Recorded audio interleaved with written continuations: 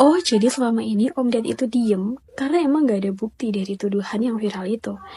Nah, ada konfirmasi langsung dari BPOM di podcast Om Deddy. Nih video podcastnya. Partner minuman kesehatan. Green tea, saya ada partner. Saya punya uji lab. Ini kan yang selalu dimasalahkan. Uji lab. Nah, apa itu? Ini uji lab. Ya. Uji labnya dan sudah BPOM. Ya. Tentu kalau sudah ada BPOM tidak perlu memaksakan lagi. Artinya itu sudah lewat prosedur bertingkat, penilaian secara ketat, dan dibuktikan dengan lab, maka itu sudah ada jaminan negara di situ. Oke, karena BPOM sudah memeriksa. Sudah memeriksa, sudah mengevaluasi, dan itu secara bertingkat. Bertingkat dalam artian kan ada protokolnya, ada protokol tetapnya. Oke. Ada standarnya. Oke. Nah, kalau sudah sesuai dengan standar, sesuai dengan protokol, sesuai dengan prosedur, dengan bukti empirik yang jelas, betul, termasuk kan? hasil lab, ya sudah ada. Berarti kan tidak bisa diapa-apain lagi, itu sudah jaminan. Maka keluarlah nomornya. Keluar nomor BPOM, kandungan sinoside tidak terdeteksi. Berarti dan diokekan oleh BPOM, berarti itu aman. Aman. Iya.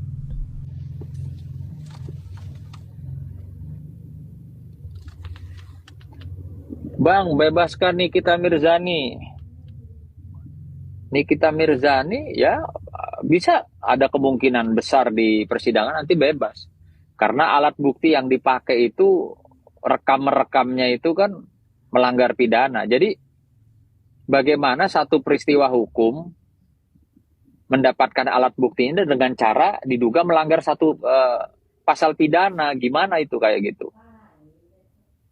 Itu dari awal saya sudah omongin dan terakhir saya lihat termasuk Bang Hotman juga sudah berkomentar soal itu. Bahwa alat bukti rekaman yang direkam secara diam-diam yang bukan dari institusi Polri, Kejaksaan atau KPK itu tidak bisa dijadikan alat bukti. Ini kata Bang Hotman loh ya. Sebelumnya juga gue udah kasih tahu bahwa ini bisa dilaporin pidana. Karena jelas ada pasalnya tuh di pasal 31 Undang-Undang ITE. Ya, nomor 19/2016. Jelas itu undang-undangnya. Ancaman hukumannya bagi pelaku yang merekam diam-diam tuh 10 tahun dan dendanya 800 juta gitu. Ya, nanti makanya saya lihat ini ketika ada bukti-bukti ya, ada bukti-bukti terkait dengan urusan rekam-rekam ya, kalau memang harus dan terpaksa melakukan upaya hukum laporin ya pasti kita laporin. Perkiraan NM bebas nggak? Ya kan udah banyak komentar juga dari para pakar-pakar hukum termasuk Bang Hotman Paris tuh kan. Ya kalau yang diajukan sebagai alat bukti sementara alat buktinya itu didapatkan ya melalui cara-cara yang melanggar hukum ya tentunya tidak sah. Nanti di persidangan kita uji ya sah atau tidak sahnya ya DRG mengambil rekaman tanpa izin ya kan, pihaknya DRG pelapor mengambil rekaman tanpa izin itu sah atau tidak sahnya nanti kita lihat di pengadilan. Cuma sepengetahuan kami selaku praktisi hukum, barang siapa yang merekam secara diam-diam ya itu melanggar undang-undang ITE, itu aja, simple. Kalau kasus pemerasan, ya ini kebetulan kan saya banyak kawan-kawan preman ya. Kawan-kawan preman atau mantan preman. Setahu saya mereka dulu kalau malak orang atau meres orang itu, mereka yang aktif, preman-premannya yang aktif. Ya, aktif melakukan upaya-upaya ancaman gitu ya, nakut-nakutin gitu. Bukannya korbannya sih yang berperan aktif untuk ngasih duit gitu loh. Jadi agak bingung juga saya untuk kasus pemerasannya, agak bingung saya gitu loh. Setahu saya kalau orang meres itu pasti pelakunya akan melakukan upaya-upaya akan aktif lah gitu loh. Tapi kalau korbannya yang aktif, bingung juga saya. Itu. Ini Pak polisi, apalagi ini lawannya Nikita Mirzani kan, polisi nggak main-main. Hai pagi teman-teman.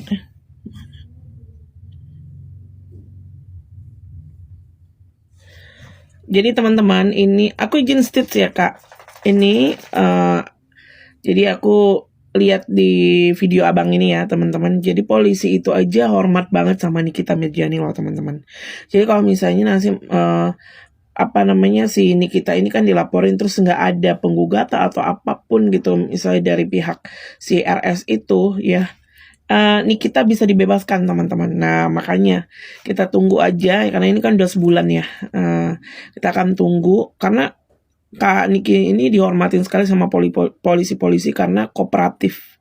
Jadi dia itu kalau misalnya disuruh polisi, ini harus begini, dia ikut begitu. Jadi polisi-polisi tahu banget Kak Nikita Mirzani itu tahu hukum dan benar-benar dia selalu kooperatif. Jadi polisi segan sama dia gitu teman-teman. Jadi kita doakan Kak Nikita Mirzani bebas. Oke? Semangat! Bobby Detektif, kau lihat ini 10 benefits in one skincare.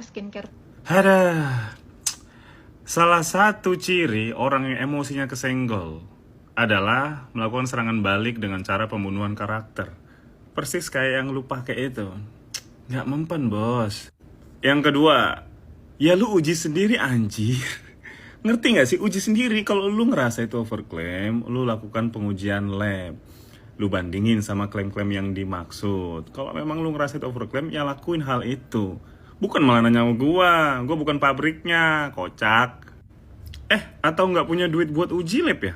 Duitnya kan udah kepake untuk pasang behel ya kan? Kenapa? Panas ya? Panas. Gara-gara kemarin kejebak nge-spill majikannya. Panas ya? Gua akuin untuk sekelas buzzer lu pinter sih. Tapi ingat, untuk sekelas buzzer ya. Saya yakinkan Nikita bebas. Ya, syaratnya adalah kita harus membuktikan bahwa uang yang diberikan itu adalah secara sukarela. Kalau mengarah kepentingan, berarti si pelapornya harus juga dilapor balik. Lu ngasih uang, dasarnya apa gitu dong. Oke lah, mungkin ada masalah, ada sesuatu yang harus dibuka di publik, harus dibuka di pengadilan. Karena pengadilan itulah rumahnya keadilan bagi seluruh rakyat Indonesia.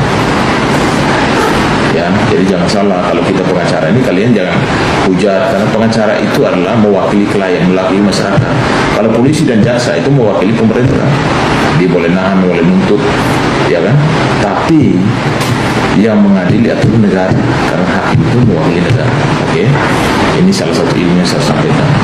Beda antara hakim dengan jaksa polisi, tapi sama-sama penegak hukum di Indonesia. 4 dasar penegak hukum itu adalah polisi, jaksa, hakim, dan pengacara. Ini gue yang bukan siapa-siapa sampai kepancing ya masalah Doktif sama Sela Syokia. Karena gue nggak bela siapa-siapa, sekali lagi ini cuman pemikiran netizen gue yang nonton video itu. Yang kemarin-kemarin gue nggak ngikutin lagi yang masalah Doktif Kenanda Viena sama DRL.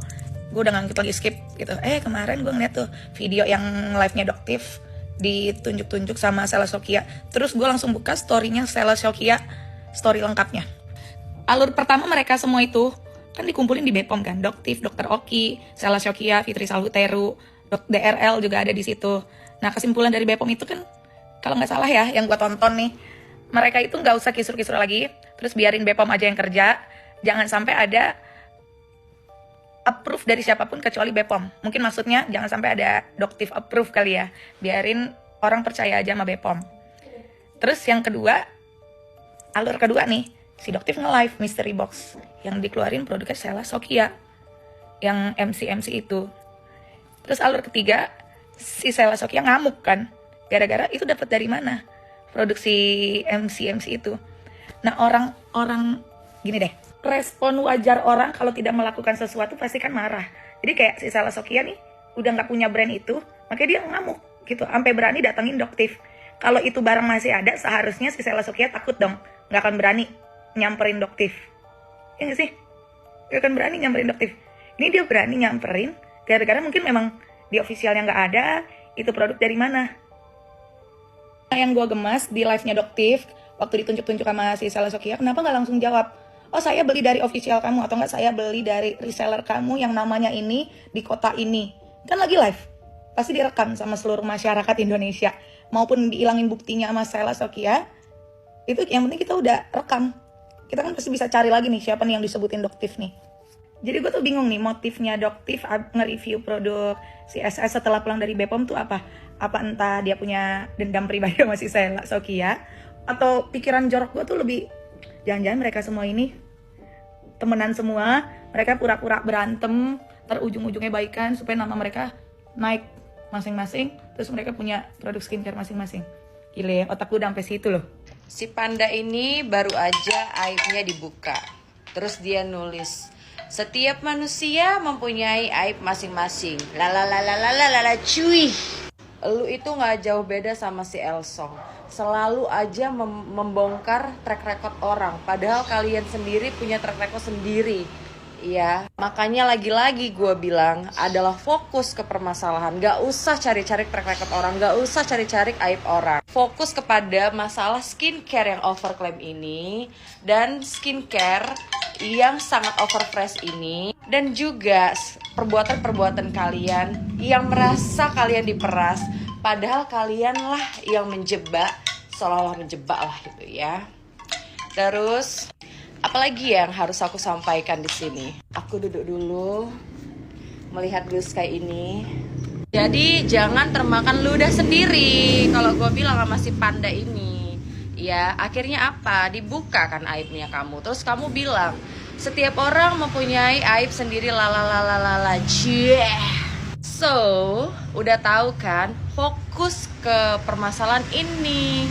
Jangan kemana-mana, jangan ngeliur. Jangan ngehalu. Fokus kepada ke skincare yang overclaim ini. Perbuatan-perbuatan kalian yang mengumrohkan transgender lah, inilah, itulah, segala macam. Memodalkan transgender untuk umroh lah. Ini kemana-mana, kesini-sini. Akhirnya aibnya sendiri dibuka, nggak terima. Seolah-olah nulis lalalala lelelele lalalala lelelele.